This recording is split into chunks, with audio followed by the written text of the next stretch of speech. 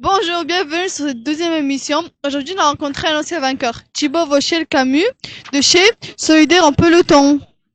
Et d'ailleurs, Joumana, elle a tout appris sur le moulin à café dans la rubrique Matos. Place Place au au générique.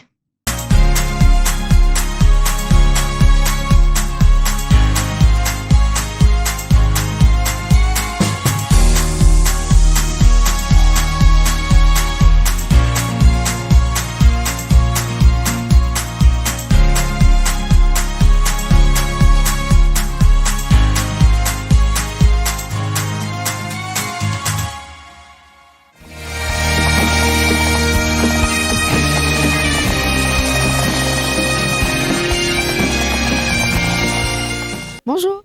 Bonjour. Quel souvenir gardez-vous de votre toute première course à vos débuts? Ma première transatlantique, c'était la Transat Jacques Vabre à l'époque en 2013 et j'étais hyper excité et très content de la faire en double avec un très bon ami qui lui avait déjà fait 3 fois et c'est une expérience fabuleuse qui m'amène à ma 6e participation. Comment gérez-vous la pression et le stress liés à la compétition? Je la gère, je pense plutôt bien, peut-être même pas assez. Je suis pas trop stressé de nature. Pourquoi? Parce que je suis bien entouré avec une super équipe qui s'occupe très bien du bateau pour être, prêt, en confiance sur un bateau qui doit être fonctionnel à 100%, dans les conditions au début qui vont être assez sport. Et puis pareil, l'équipe, on va dire, qui m'accompagne sur la logistique, l'administratif, l'accueil des partenaires, où je délègue beaucoup, ça me soulage. Donc j'ai qu'à me préoccuper de mon repos, de faire mes sacs, de savoir ce que je vais manger et de profiter du moment. Partagez-vous votre passion pour la voile auprès des jeunes? Oui, alors tant que je peux. Notre projet est très sollicitant, donc on le partage beaucoup avec nos partenaires et aussi des patients atteints de sclérose en plaques, parce que j'ai un projet qui porte les couleurs de la sclérose en plaques. Et dans ce public-là, il y a des jeunes et des moins jeunes. Et puis tant que possible, je vais aussi rencontrer des écoles pour partager nos aventures. Et donc des écoles, on va de la maternelle même jusqu'à la fac. Et c'est toujours sympa de partager ces moments-là.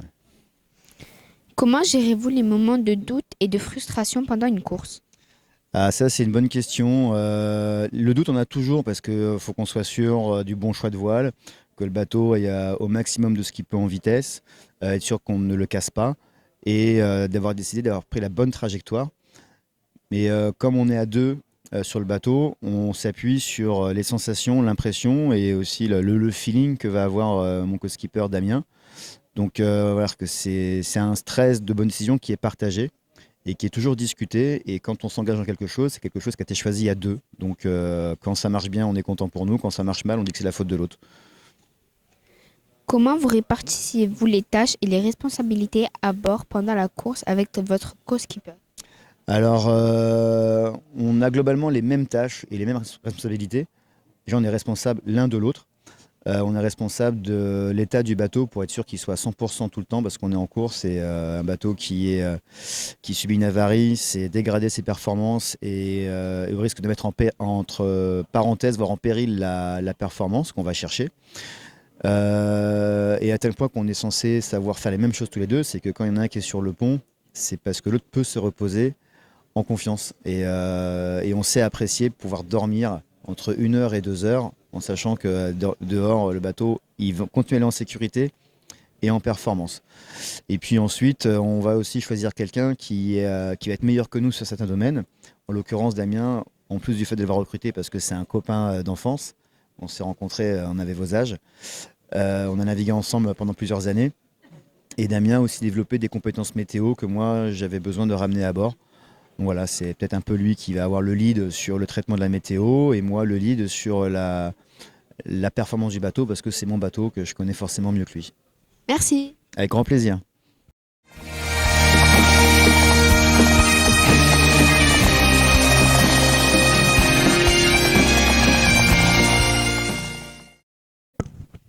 Bonjour. Bonjour. Pour commencer, quel est le vrai nom du fameux moulin à café? On appelle ça une colonne de winch ou un grinder en anglais. Quelle est sa particularité et à quoi ça sert? Alors, sa particularité, c'est que, en fait, en soi, ça ne sert à rien. C'est pas juste pour se faire tourner les bras, mais en fait, elle est connectée à différents systèmes du bord qui sont derrière. Donc, ça sert à faire tourner les winches. Qu'est-ce que c'est les winches? Ce sont des sortes de treuils autour desquels on va mettre les cordages du bateau. Et en fait, je vais te montrer si tu veux comment ça marche. Voilà, je peux connecter par exemple ce winch à la colonne. Et du coup, en faisant tourner la colonne, j'ai le winch qui tourne ici. Et je te disais que c'est une sorte de treuil, c'est-à-dire qu'il y a des démultiplications dedans, parce qu'il y a des charges qui sont énormes dans ces winches-là, jusqu'à 7-8 tonnes de charge. Donc, on n'est pas capable, nous, de tourner 7-8 tonnes. Donc, en fait, il y a des démultiplications avec des vitesses, comme sur un vélo. Tu vois, ça, c'est la grande vitesse. Là, il y a une vitesse un petit peu plus petite. Mais ça, c'est la toute petite vitesse, la plus grosse démultiplication, qui nous permet, quand il y a beaucoup de charge, quand même, de reprendre millimètre par millimètre le cordage. Et donc, ça nous prend du temps. Donc, en fait, ces colonnes-là, il y en a deux. Elles nous permettent de faire les manœuvres à bord du bateau. Les virements de bord, les empannages, ou hisser une voile, ou dérouler une voile. On peut aussi connecter des pompes hydrauliques dessus, parce qu'on a beaucoup de systèmes hydrauliques à bord. Qu'est-ce que c'est un système hydraulique? C'est un vérin dans lequel on va pousser de l'huile pour le rentrer ou le sortir. Et en fait, de la même manière qu'on peut faire tourner ces winches-là, on peut aussi activer des pompes pour monter les foils ou descendre les foils, les safrans ou des choses comme ça. Donc en fait, dès qu'on fait une manœuvre, on va être sur ces colonnes de winch, ces moulins à café, et on y passe beaucoup de temps. On peut passer jusqu'à une demi-heure d'affilée pour faire une manœuvre là-dessus. Donc c'est assez fatigant. Avoir les skippers en mer, cela a l'air très physique. Combien de fois en moyenne sur une journée de course les skippers l'utilisent? Ça va dépendre de la quantité de manœuvres qu'on va faire. Donc, dès qu'il y a un virement de bord, ce que je te disais, on va passer du temps dessus, à peu près une demi-heure. Pour un empannage, c'est quelque chose comme ça aussi. Hisser une voile, ça peut être jusqu'à 40 minutes, selon la voile. Si c'est la grande voile qui est tout à l'avant, ça peut nous prendre énormément de temps.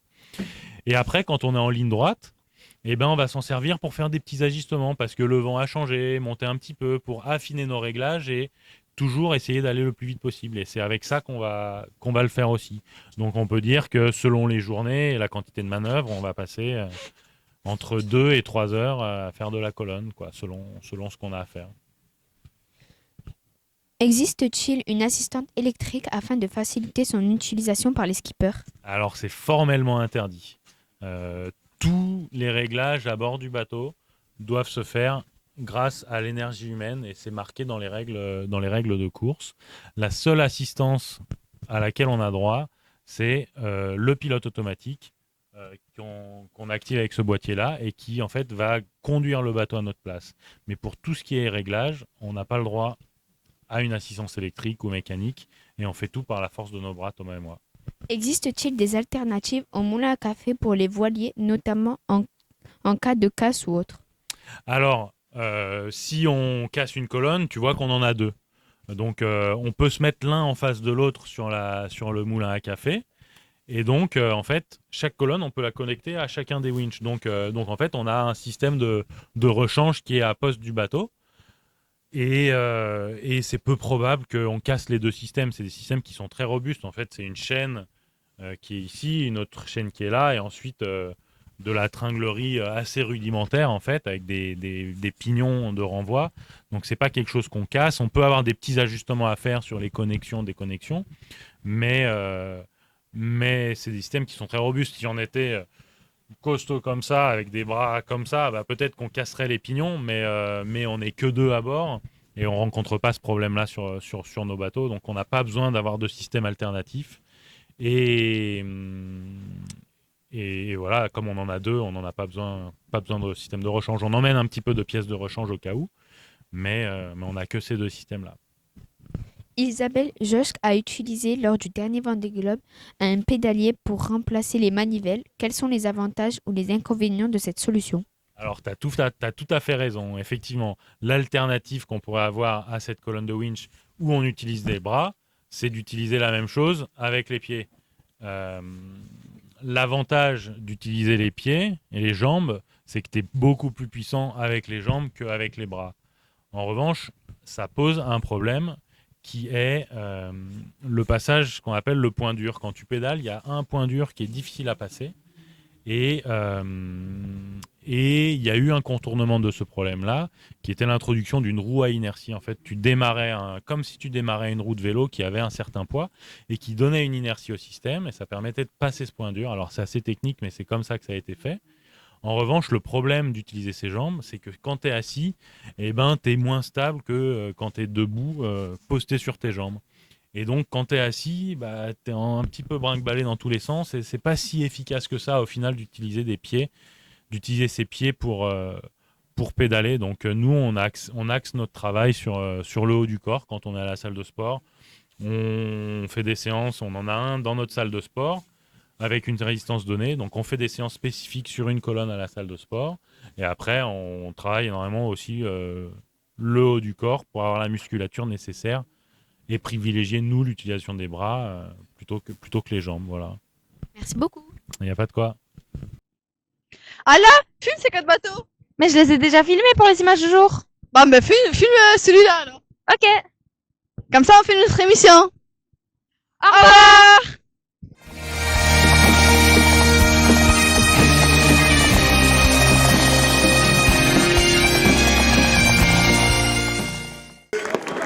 Les vainqueurs de cette Transat Café Nord 2025 sur SVR Les Articles, Franck Carras, Tom Laperche.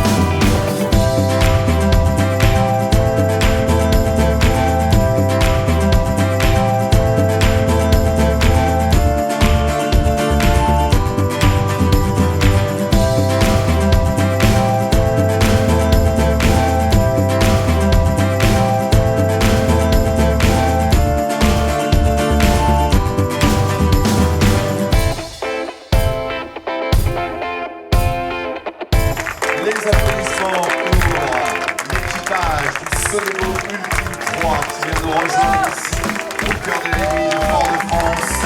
Mesdames et messieurs, des applaudissements pour Thomas Coville et Benjamin Schwartz.